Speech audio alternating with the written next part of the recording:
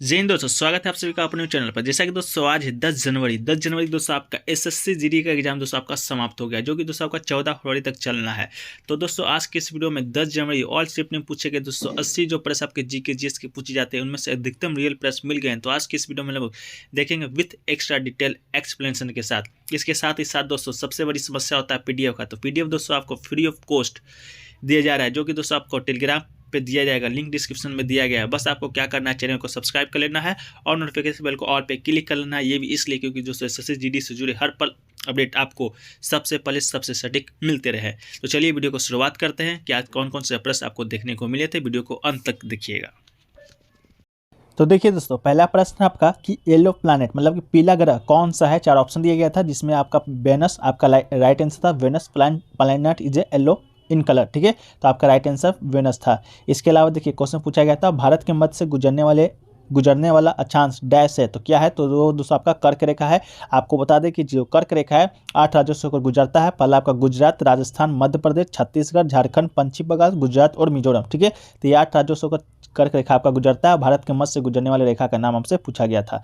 एक क्वेश्चन देखिए पूछा गया था इंग्लिश चैनल को तैरकर पार करने वाली प्रथम भारतीय महिला आपसे पूछा गया था। First Indian women who crossed English channel. तो इसका राइट आंसर दोस्तों आपका आरती साहा हो जाएगा, ठीक है।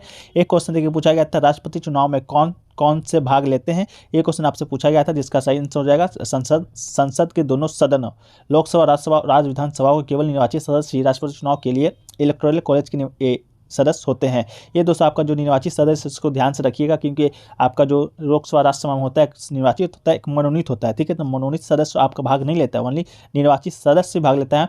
मनोनीत सदस्य भाग इसलिए नहीं लेता क्योंकि दोस्तों उसको राष्ट्रपति के द्वारा ही मनोनीत किया जाता है। तो ऑब्वियसली वो राष्ट्रपति के फेवर में ही आपका वोट है जो कि डालेगा, इसलिए आपका राष्ट्रपति मनोनीत सदस्य आपका वोट नहीं डालता है। एक क्वेश्चन के पूछा गया था काला घोड़ा कला महोत्सव कहाँ आयोजित किया जाता है। तो काला घोड़ा कला महोत्सव दोस्तों आपका मुंबई में आयोजित किया जाता है 1999 ईस्वी से। इसके अलावा दोस्तों आपका कोई बच्चा बोल रहा था जोगाई मणिपुर का आपका कोई नृत्य आया था। तो जोगाई जो आपका है मणिपुर का नृत्य है, ठीक है। इसको भी याद रखिएगा। एक क्वेश्चन देखिए पूछा गया था पटनायक कोई लास्ट में आपका दिया गया था, पूछा हुआ था दोस्तों कि आपका किस शास्त्रीय नृत्य शैली से संबंधित है। तो शिवनाई पटनायक भी हो सकता है या कालीचरण पटनायक भी हो सकता है। तो दोनों का संबंध दोस्तों आपको बता दें कहाँ से है। ये दोनों का संबंध आपका उड़ीसा से है, क्योंकि पटनायक जो शब्द है दोस्तों आपका उड़ीसा में ही रहने वाले ज़्यादातर आपके जो वहाँ के लोग होते हैं उसमें लगते हैं। जैसे उड़ीसा के जो आपके मुख्यमंत्री भी हैं वो नवीन पटनायक हैं ही हैं, ठीक है। तो ये एक क्वेश्चन पूछा गया था भारत में प्रथम नियमित जनगणना की शुरुआत कब हुआ था। तो भारत में पहली बार नियमित जनगणना दोस्तों से पूछा गया था तो लॉर्ड रिपन के समय में हुआ था 1881 ईस्वी में। इसका राइट आंसर हो जाएगा 1881 ईस्वी।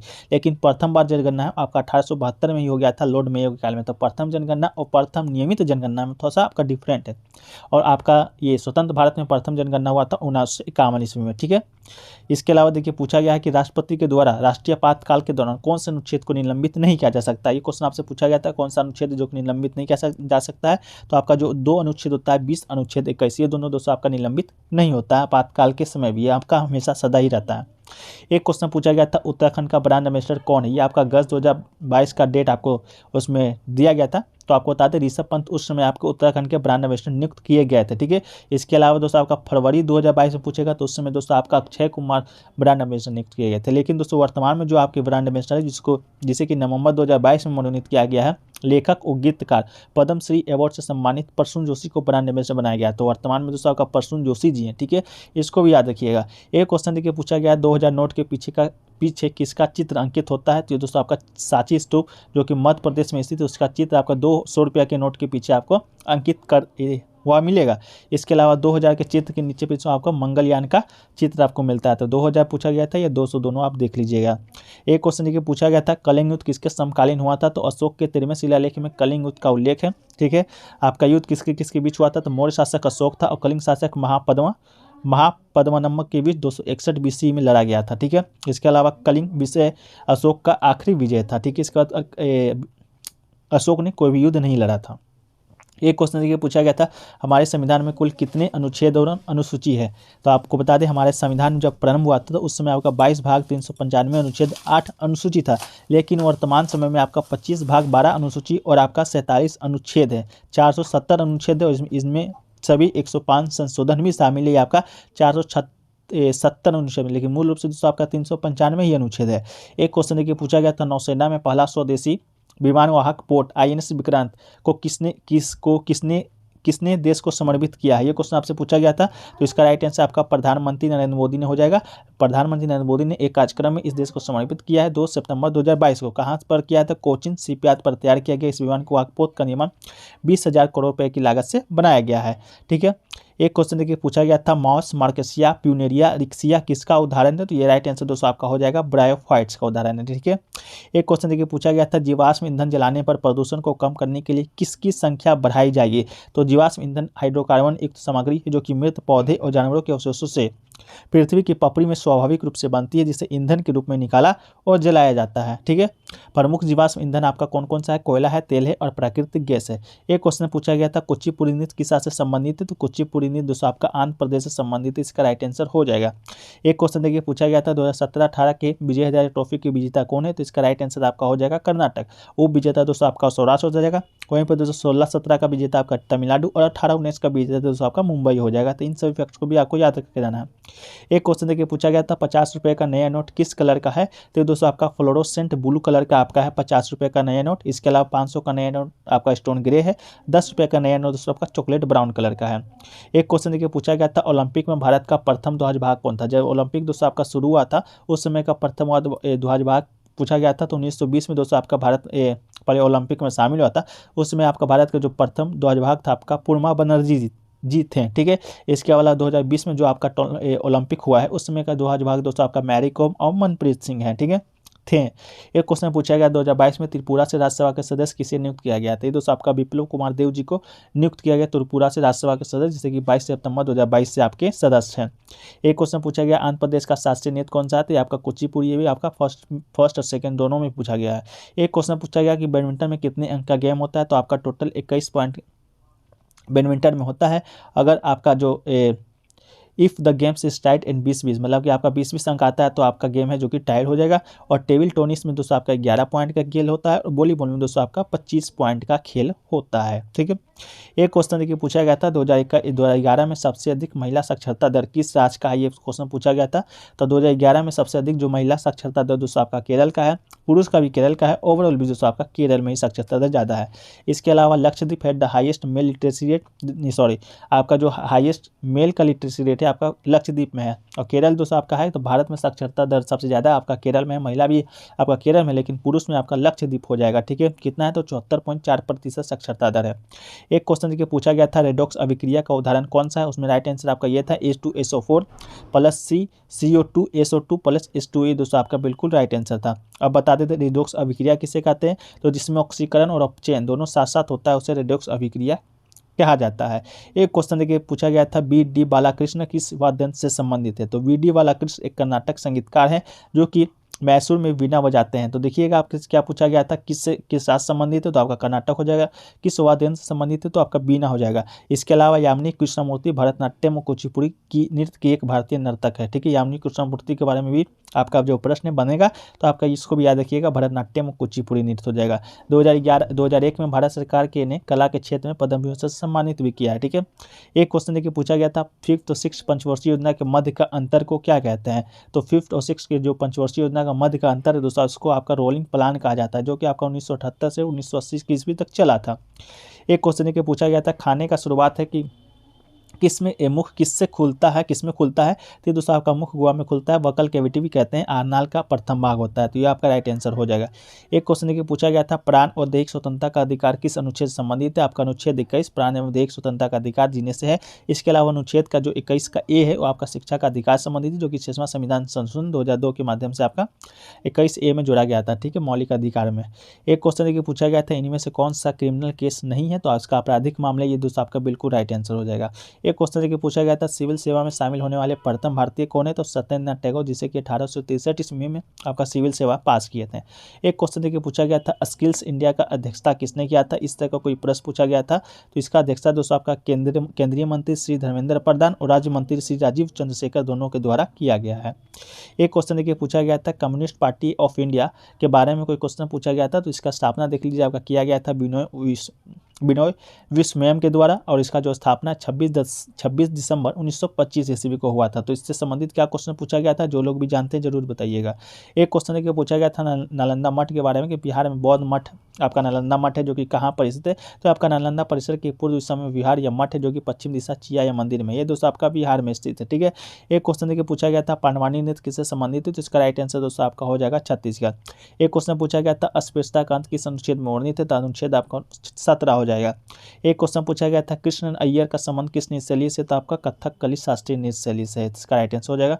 एक क्वेश्चन पूछा गया था अंबुबाची का मेला किस राज्य में लगता है, तो आपका असम राज्य में लगता है। एक क्वेश्चन पूछा गया था भारत का नेपोलियन किस शासक को कहा जाता है, तो आपका समुद्रगुप्त को भारत का नेपोलियन कहा जाता है। एक क्वेश्चन पूछा गया था वर्तमान में दिल्ली के उपराज्यपाल कौन है, तो विनय कुमार सक्सेना वर्तमान में दिल्ली के उपराज्यपाल है, इससे पहले अनिल बैजल जी थे। एक क्वेश्चन पूछा गया संविधान का अनुच्छेद 324 किससे संबंधित है, तो आपका निर्वाचन आयोग से संबंधित है, तो इसका राइट आंसर आपका निर्वाचन आयोग हो जाएगा।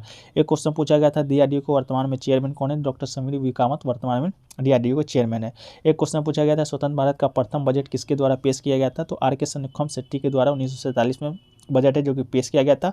ये आर के जो सन्मुखम शेट्टी 1947 से लेकर 1949 ईस्वी तक आपको भारत के वित्त मंत्री के रूप में कार्य कर चुके हैं। एक क्वेश्चन पूछा गया था व्हेलर द्वीप के बारे में कि जिसका जो नाम है हाल में बदलकर डॉक्टर अब्दुल कलाम द्वीप रखा गया, उसका दोस्तों पूछा गया था किस राज्य में स्थित है, आपका उड़ीसा में स्थित है। ठीक है, एक क्वेश्चन पूछा गया था केबुल लामजाओ राष्ट्रीय उद्यान किस राज्य में स्थित है, तो यह आपका राइट आंसर हो जाएगा मणिपुर में स्थित है। दुनिया का इकलौता तैरता हुआ राष्ट्रीय उद्यान कौन सा है दोस्तों आपका, तो केबुल लामजाओ नेशनल पार्क भी है। ठीक है, ये आपका कहाँ पर स्थित है, लोकतक झील के पास। ठीक है, एक क्वेश्चन पूछा गया था इनमें से कौन से पुस्तक स्टीफन हॉकिंस की है, तो इज देयर ए गॉड, ये जो पुस्तक है दोस्तों आपका स्टीफन हॉकिंस का है। ठीक है, एक क्वेश्चन पूछा गया सल्तनत काल में राजस्व नीति किस शासक के द्वारा शुरू किया गया था, ये क्वेश्चन पूछा गया था राजस्व नीति का, तो ये दोस्तों आपका मोहम्मद बिन तुगलक के द्वारा शुरू किया गया था। एक क्वेश्चन पूछा गया था 44वां संविधान संशोधन के बारे में कि किस वर्ष हुआ था, तो ये आपका 1978 में हुआ था। इसका जो मुख्य बिंदु है या मुख्य संशोधन वाला बात है वो दोस्तों आपका संपत्ति के अधिकार को मौलिक अधिकार से हटाकर विधिक अधिकार घोषित किया गया था इसी संशोधन के तहत। एक क्वेश्चन पूछा गया था तेग बहादुर की हत्या किस मुगल शासक के द्वारा किया गया था, तो ये दोस्तों आपका औरंगजेब के द्वारा किया गया था तेग बहादुर जी की हत्या, तो इसका राइट आंसर आपका औरंगजेब हो जाएगा। पूछा गया था आपका कि मोहिनीअट्टम की शुरुआत किस शास्त्र से हुई, मतलब कि मोहिनीअट्टम किस शास्त्र से संबंधित है। मोहिनीअट्टम से 2 प्रश्न पूछा गया था, तो देख लीजिए पहला जो आपका तो राइट आंसर हो जाएगा मोहिनीअट्टम दोस्तों आपका कहाँ के शास्त्रीय नृत्य है, तो ये आपका केरल का शास्त्रीय नृत्य। ठीक है, शास्त्रीय नृत्य दोस्तों टोटल 8 शास्त्रीय नृत्य आपका, जैसा कि पहला शिफ्ट में पूछा गया था आंध्र प्रदेश का, दूसरा में भी पूछा गया था आंध्र प्रदेश का, तो आंध्र प्रदेश का जो शास्त्रीय नृत्य आपका कुचिपुड़ी है। आपका केरल का दोस्तों आपका मोहिनीअट्टम है, केरल का एक और शास्त्रीय नृत्य है जिसको कथकली के नाम से जाना जाता है। इसके बाद भरतनाट्यम है जो कि आपका तमिलनाडु से, इसके बाद उड़ीसी है, इसके बाद मणिपुरी है जो कि मणिपुर उड़ीसी आपका उड़ीसा से संबंधित है। ये आपका भारत में शास्त्रीय नृत्य है। एक दोस्तों आपका सतरिया है जो कि आपका कहाँ से संबंधित है, ये आपका असम से संबंधित है। तो 8 आपके भारत में शास्त्रीय नृत्य है जो कि दोस्तों आपको इस प्रकार से हमने बता दिया। ठीक है, इसके अलावा देखिए एक कथक है जो कि उत्तर भारत मतलब हालांकि यूपी से संबंधित आपका शास्त्रीय नृत्य है। एक है दक्षिण पश्चिम भारत के केरल राज्य का एक अर्ध शास्त्रीय नृत्य, तो आपका इसका राइट आंसर केरल हो जाएगा।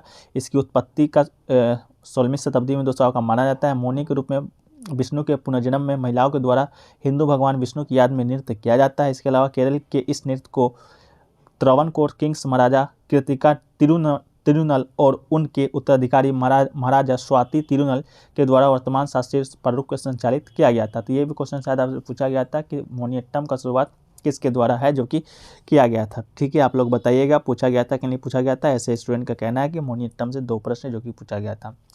एक प्रश्न देख लीजिए, पूछा गया था H2SO4 का दूसरा नाम क्या है। तो देखिए दोस्तों H2SO4 का दूसरा नाम तो आपका सल्फ्यूरिक एसिड है।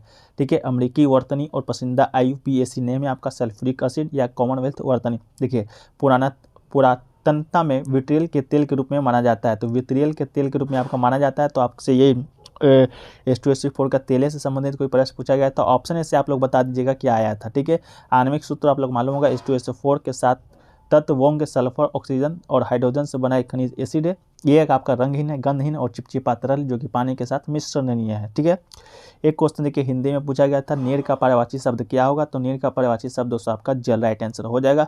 इसके अलावा दोस्तों जल का जो पर्यायवाची शब्द नीर के अलावा वारी है, पानी है, सलील है, तोय है, उद्दक है, अम्बु है, जीवक है, पय, अमृत, मेघपुष्प, ये सभी दोस्तों आपका नीर का पर्यायवाची शब्द हो जाएगा। ठीक है, देखिए एक क्वेश्चन पूछा गया था आपका रीजनिंग में दोस्तों केरल का राजधानी पूछा गया था।